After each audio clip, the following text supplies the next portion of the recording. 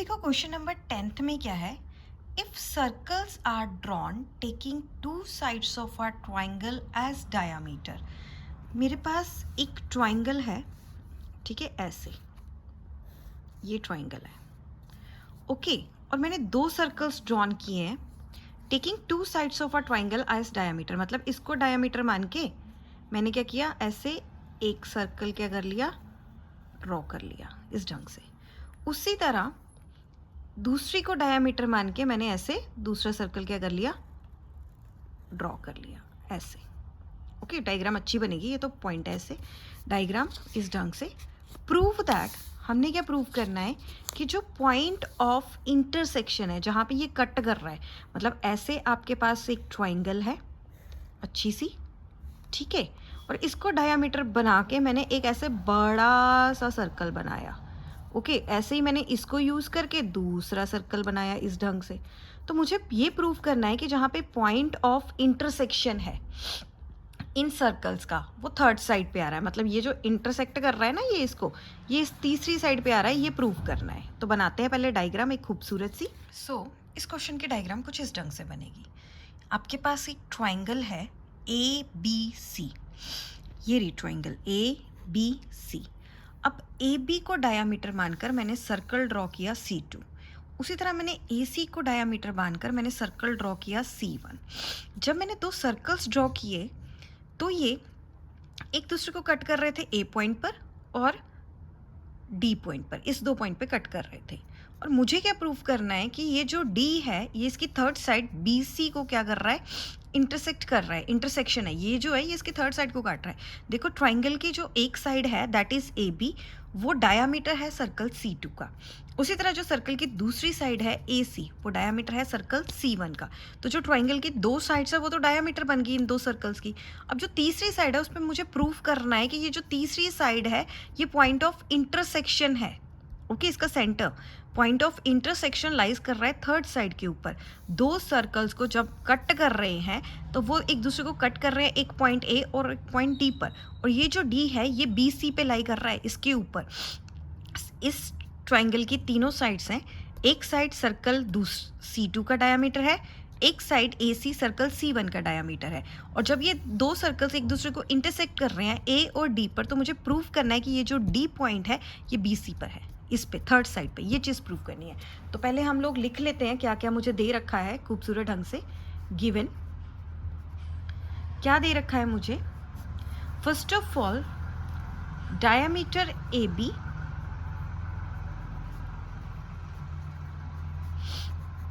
is equal to side 1 of triangle ABC, उसका है। उसी तरह जो डायामीटर AC है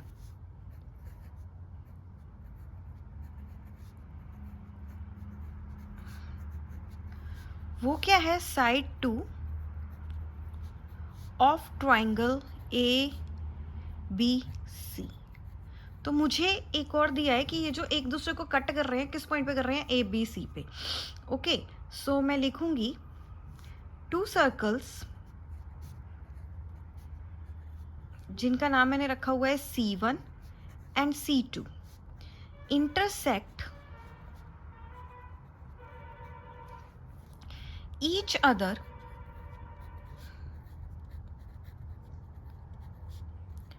eight point A and D respectively. इस पॉइंट पे एक दूसरे को क्या कर रहे हैं, कट कर रहे हैं। ये चुपचाप कट कर रहे हैं तो हम कुछ नहीं करेंगे।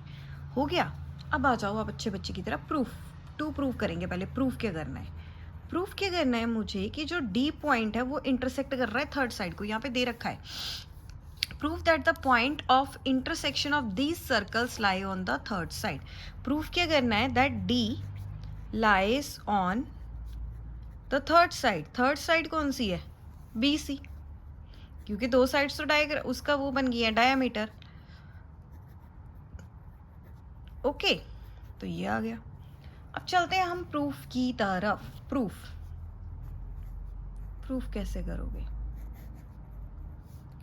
प्रूफ अब ध्यान से देखो। इस ट्राइंगल में हमने पहले ए और डी को जोड़ देना है कंस्ट्रक्शन से, पहले वो लिखते हैं।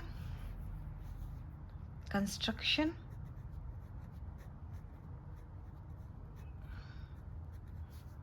जॉइन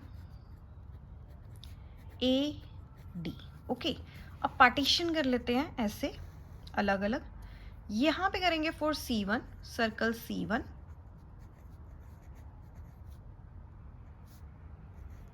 यहाँ पे करेंगे for circle C2। Okay, so circle जो C1 है ये वाला, यहाँ पे AC है। ओके, अगर AC को मानो तो एक तरह से ये इस सर्कल का डायामीटर है, और इस सर्कल को पार्टीशन भी कर रही है दो सर्कल्स में, AC। ओके, ऐसे है ना इसका AC, ऐसे आपका A एंड C, और ऐसे बन रहा है आपका दिस। यहाँ पे कई पॉइंट है ना AC, और ये किसके सर्कल में आ रहा है, पॉइंट D, इसके सर्कल में आ रहा है पॉइंट D, तो यहाँ पे D। ओके, ये आ गया AD। तो मैं क्या लिख सकती हूँ for circle C1, diameter AC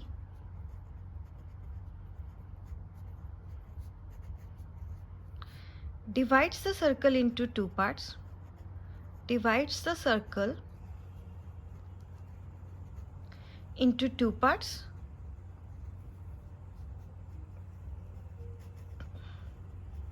है ना, that is ADC is a semicircle। ये क्या है, एक सेमी सर्कल। तो अगर ये सेमी सर्कल है तो एंगल ADC कितना होगा, 90 degree. Okay, similarly for circle C2 में आ जाओ। इसमें क्या है, सर्कल C2 में AB डायामीटर है, तो दैट मीन्स ये जो इस साइड है ये हाफ सर्कल है, और इस साइड भी क्या है, सेकेंड हाफ सर्कल है।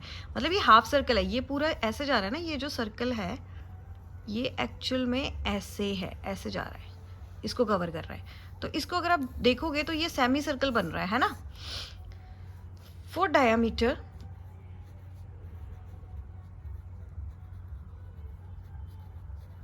AB, ABD is a semi circle, वो सेमी सर्कल है। अगर ये सेमी सर्कल है तो एंगल ADB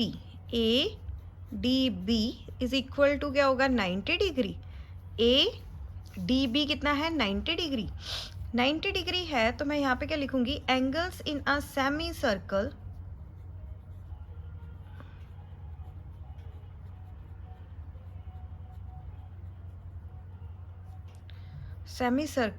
इज 90 डिग्री। कोई भी एंगल होता है ना जो सेमी सर्कल में, वो 90 डिग्री होता है। अब इन दोनों को अगर मैं प्लस करूं, प्लस करके देखो इसको, मैं देखो ADB में प्रूव करके हटी हूँ कि ये 90 डिग्री है, ADC को मैं प्रूव करूँ कि ये 90 डिग्री है। इन दोनों को प्लस करके देखते हैं क्या आता है। ADB plus of angle ADC is equal to, इन दोनों को प्लस करो तो ADB दैट इज 90, ये क्या है 90, ADC भी क्या है 90, तो ये तो आ गया 180 डिग्री, सीधा ही 180 है।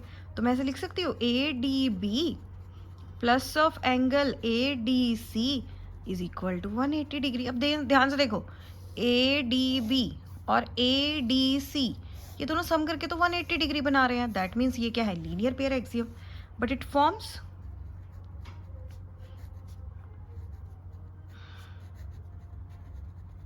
Linear pair axiom. और ये तब भी पॉसिबल है कि अगर BDC लाइन हो, this is possible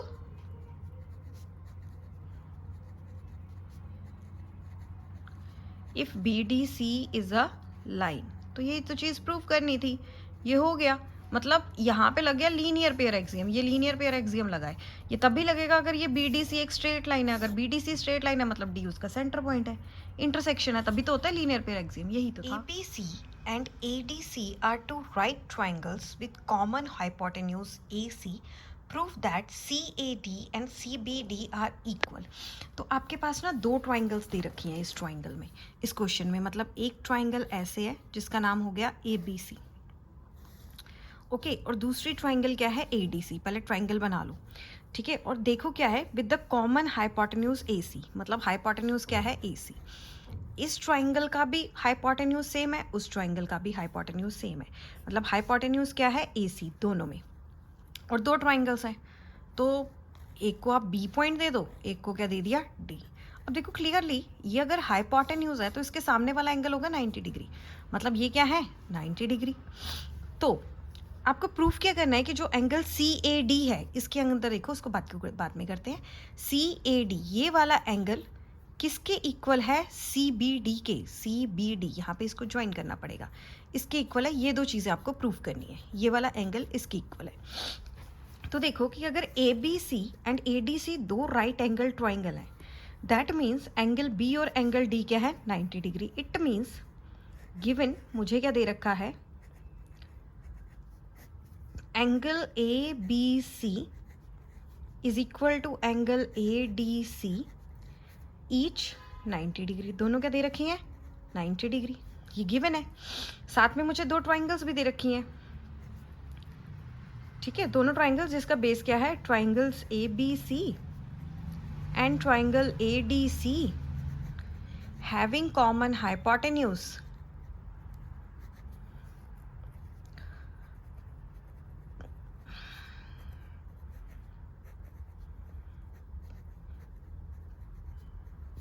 A C. Okay, और टू प्रूफ क्या करना है, टू प्रूफ करना है कि आपको ये जो एंगल है सी ए डी किसके कॉन्ग्रुएंट है, इक्वल है सी बी डी के। तो पहले कंस्ट्रक्शन से इसको ज्वाइन कर लो, ये सर्कल को मत कंसीडर करो, अभी इसी डायग्राम को कंसीडर करो, ठीक है। तो कंस्ट्रक्शन क्या करेंगे,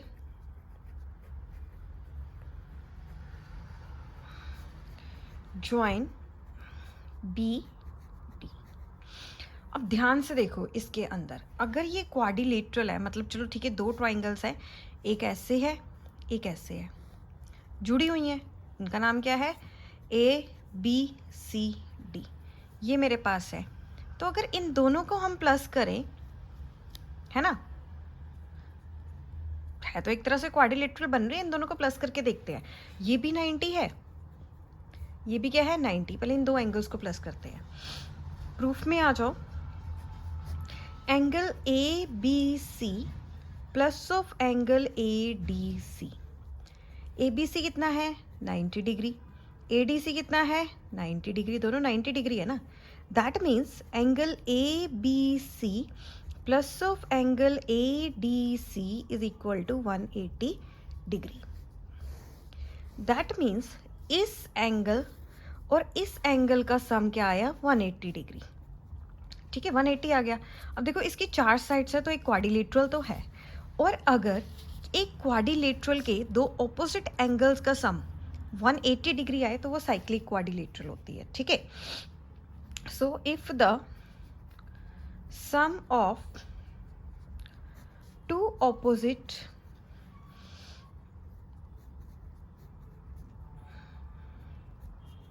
angles of a quadrilateral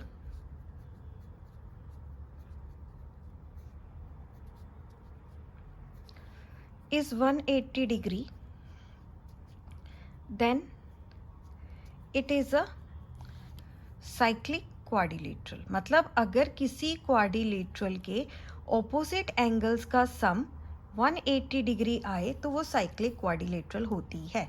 अगर किसी क्वाड्रिलेटरल के दो ऑपोजिट एंगल्स का सम 180 डिग्री आए तो वो क्या होती है, साइक्लिक क्वाड्रिलेटरल। तो फिर ये मैंने प्रूव कर दिया कि ये साइक्लिक क्वाड्रिलेटरल है। तो अब आगे चलते हैं। आगे पता क्या करना है, आपने इस क्वाड्रिलेटरल को एनक्लोज कर देना है एक सर्कल के अंदर, जिसका डायामीटर कंसीडर करो आप AC है। ये जो क्वाड्रिलेटरल थी, जैसे मतलब कि ये क्वाड्रिलेटरल थी, इसका ना AC आप एज ए डायामीटर कंसीडर करके इसे एनक्लोज कर दो एक सर्कल के अंदर। ओके, मैंने यहाँ पे ऑलरेडी लिख के रखा हुआ है कि draw a circle considering as AC as diameter. तो AC एज डायामीटर पूरा सर्कल बनाना है, पूरा बनाना है। ओके, तो अब देखो, जब आपने डायामीटर AC कंसीडर करके, AC को कंसीडर करके आपने एक सर्कल ड्रॉ किया है, तो पॉइंट C एंड D के लिए, ये जो पॉइंट C एंड D है, इनके लिए एक सेगमेंट बनेगा CDABC। ऐसे बनेगा ना सी डी के लिए, ये सी डी सेगमेंट है, इसके लिए क्या बनेगा सी डी ए बी सी। इसके अंदर दो एंगल आ रहे हैं, एक तो आ रहा है एंगल सी ए डी, इस सेगमेंट के अंदर एक एंगल आ रहा है सी ए डी जो हमें काम का चाहिए, वैसे तो एंगल काफ़ी है, और दूसरा क्या है सी बी डी, ये वाला। ठीक है, ये दोनों आपस में क्या होंगे इक्वल, क्योंकि मेरे पास एक प्रॉपर्टी है कि जो एंगल्स होते हैं सेम सेगमेंट के अंदर वो क्या होते हैं इक्वल। ये जो सेगमेंट है इसके अंदर जितने भी एंगल्स बनेंगे वो इक्वल होंगे, तो वो प्रॉपर्टी लगा के ये क्या हो गया इक्वल। ये हो गया क्वेश्चन नंबर 12। आपको एक पैरेललोग्राम दे रखी है एक सर्कल के अंदर, ओके, और इसको आपको प्रूफ करना है कि ये जो पैरेललोग्राम है ये क्या है एक रेक्टेंगल है। तो ये क्वेश्चन है, बहुत ही ईजी है, ऐसे क्वेश्चन हमने काफ़ी बार कर लिए हैं इसी एक्सरसाइज में या डिफरेंट एक्सरसाइज में। जब भी आपको एक और कुछ नहीं करना, मतलब इसको देख के घबराना मत कि ये एक साइक्लिक पैरेललोग्राम है, इसको रेक्टेंगल कैसे प्रूव करेंगे। हमने किया हुआ है कि एक पैरेललोग्राम रेक्टेंगल है, उसको प्रूव कीजिए। तो सिंपल करना क्या है, आपको इसमें एक एंगल को 90 डिग्री प्रूव कर देना है। ओके, एक एंगल को 90 डिग्री प्रूव कर दोगे तो वो रेक्टेंगल बन जाएगी। बस इसमें प्रॉपर्टी लेनी है साइक्लिक पैरेललोग्राम की, साइक्लिक क्वाड्रिलेटरल की। ओके, तो इस ढंग से हम करेंगे, बड़ा ही ईजी क्वेश्चन है। तो पहले मैं क्या लिखूंगी, गिवन, मुझे क्या क्या दे रखा है। गिवन में मैं लिखूंगी a parallelogram, cyclic parallelogram A B C D, और टू प्रूव हमने करना है, तो मैं इसको क्वेश्चन को जगह मैं टू प्रूव लिख देती हूँ। ठीक है, टू प्रूव, इसको ही लिख लेते हैं कि ये टू प्रूव है। तो प्रूफ में आ जाओ। सबसे पहले सबसे बड़ा क्या है कि अगर कोई पैरेललोग्राम है हमारे पास लाइक दिस, उसके ऑपोजिट एंगल्स हमेशा इक्वल होते हैं। ये एक बेसिक प्रॉपर्टी है पैरेललोग्राम की, जिसमें ये है कि जो ऑपोजिट एंगल्स हैं पैरेललोग्राम के वो बिल्कुल इक्वल होते हैं। That is A is equal to C, B is equal to D, कोई भी उठा लो। That is angle A is equal to angle C. That is opposite angles of a parallelogram. Opposite angles of a parallelogram are always equal. ये हमेशा क्या होते हैं equal. Okay, first चीज़ तो ये है। अब दूसरी चीज़ देखो कि ये एक साइक्लिक पैरेललोग्राम है, सिंपल पैरेललोग्राम नहीं है, साइक्लिक पैरेललोग्राम है। और साइक्लिक पैरेललोग्राम में क्या होता है कि जो ऑपोजिट एंगल्स होते हैं उनका सम क्या होता है 180 डिग्री। तो मैं लिखूंगी we know that in a cyclic parallelogram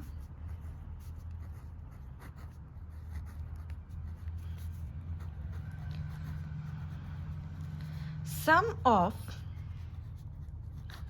two opposite angles of a parallelogram